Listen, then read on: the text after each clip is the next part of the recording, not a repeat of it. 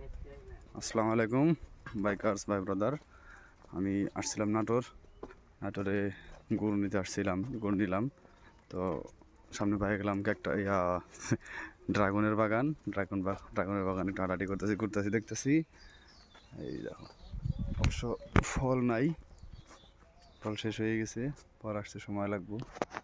হ্যাঁ, এই দেখো ড্রাগন বাগানে আসছি, ড্রাগন নাই অবশ্য। তো যাই হোক, যে একটা আছে আমাদের বাগানের মালিক বা আমাদের দুটা ড্রাগন ফল ছিঁড়ে দিছে, কাঁচা কাঁচাই, এই দেখো, কাঁচা। যাই হোক, দেখি কি অবস্থা। হুম, কাঁচাটাই অসাধারণ, কাঁচাটাই মিষ্টি, অনেক মিষ্টি। এটা পাকলে হয়তো আরও অনেক মিষ্টি হইব, কাঁচাটা যথেষ্ট মিষ্টি। তো একটা প্রশ্ন রইল তোমাদের কাছে, এই ড্রাগন ফলের ভিতরে যেমন সিঙ্গারার ভিতরে কিভাবে আলো হয়, প্রশ্ন সেই প্রশ্নটাই, এই ড্রাগনের ভিতরে কালো জিরা আসলে কিভাবে, এটার উত্তর দিয়ে দেবে সবাই। এই যে আমি এদিকে আছি, সেই চাল। হুম, খুব মিষ্টি, ভালো, কাঁচাটাই মিষ্টি।